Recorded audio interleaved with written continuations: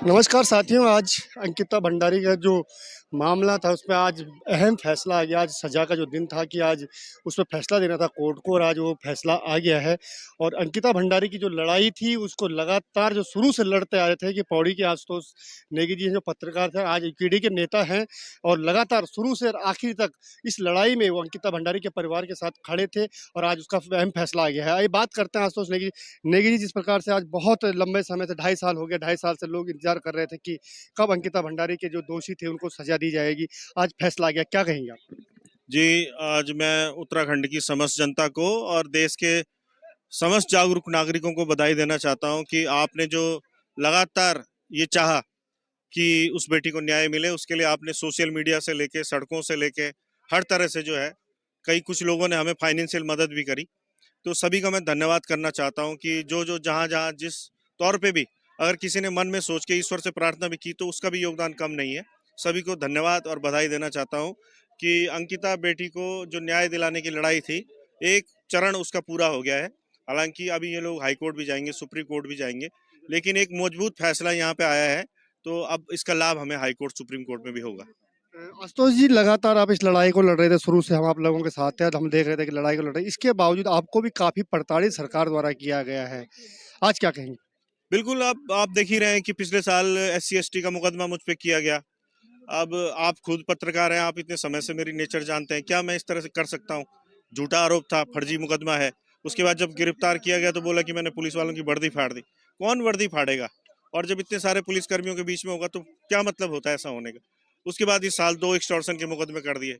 जब हम बच्चों की सैलरी निकलवाने के लिए गए थे, उन बच्चों के खाते में पैसा आया था। तो उत्पीड़न तो कर ही रहे हैं और शायद इन्होंने ये सोचा हुआ है कि उत्पीड़न करने से लोग पीछे हट जाएंगे। तो ये बात कभी भी सफल नहीं हो सकती। ये हथकंडे जो सरकार के हैं कि हमारा उत्पीड़न करेंगे तो हम पीछे हट जाएंगे।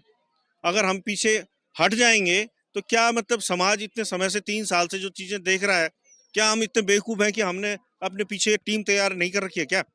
आज अंकिता अगर हम भंड जेल में भी रहेंगे तो पीछे पैरवी करने वाले हमने खड़े किए हुए हैं। तो ये तो दामी जी के लिए मैं स्पष्ट रूप से कह रहा हूँ कि बंद करिए जो हथकंडे हैं। और आप भी हमेशा सत्ता में नहीं रहेंगे, कभी आपका भी समय आ सकता है बुरा। तो बंद करिए ये जो आप कर रहे हो ना, उत्पीड़न करना, इसे बंद करिए, फर्जी मुकदमे लगाना बंद करिए। इसका अंजाम बुरा होगा। एक दिन आप पर भी मुकदमे हो सकते हैं। और आप तो अवैध खनन से लेकर तमाम चीजें आपके खिलाफ साबित भी हो रही हैं। आशुतोष जी, आज अगर जो फैसला है उसके लेकर के अंकिता के परिवार के माँ-बाप जो हैं उनका क्या कहना है? देखिए, अभी तो वो बाहर आए नहीं उसमें, क्योंकि अंदर, उसके अंदर अदालत के अंदर तो मैं था नहीं, वहाँ केवल माँ बाप ही थे। तो अभी बाहर आएंगे तो मैंने उनको लगभग बता दिया था कि ये आजीवन कारावास ही होगा, शायद फांसी नहीं हो पाएगी। तो मेरे ख्याल से संतुष्ट रहेंगे, ये भी बड़ी सजा होती है। इस सज़ा से जो इनको एक सज़ा मिली, इन आरोपियों को जो दोषी थे इनको आज दोषी करार दिया गया है, सज़ा भी मिल गई है।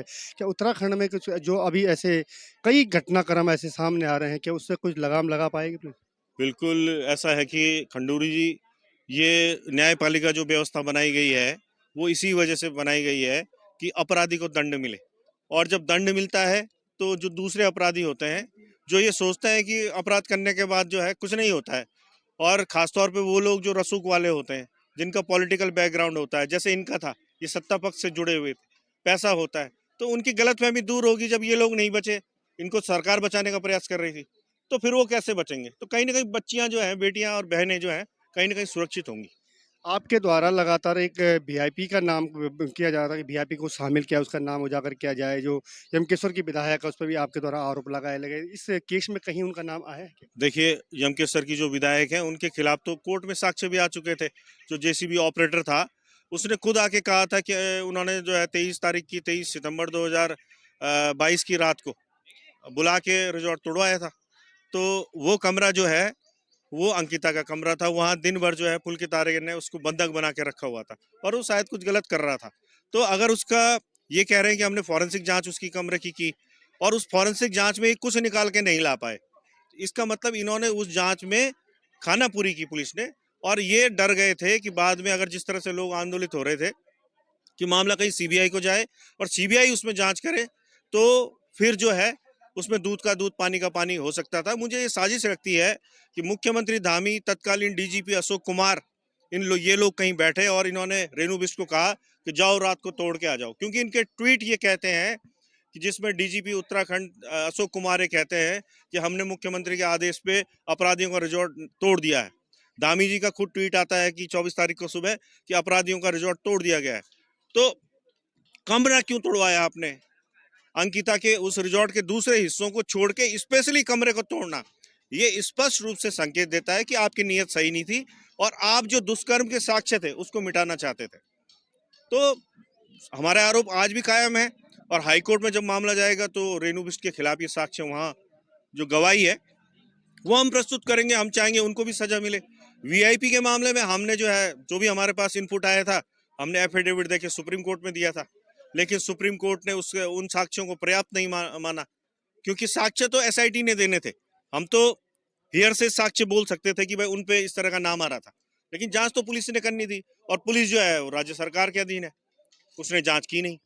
तो अभी भी आरोप तो वहीं खड़े हैं। और आपने ये भी देखा होगा कि अजय कुमार की तरफ से भी आज तक कभी नहीं कहा गया कि मेरे पे आरोप लगे झूठे हैं, या आरएसएस कह रही हो या बीजेपी कह रही हो। चुप है, चुप्पी, मौन साधा हुआ है। तो मैं मानता हूं कि जब मौन कोई साथ देता है तो कहीं ना कहीं वो दोषी होता है। जी, बिल्कुल।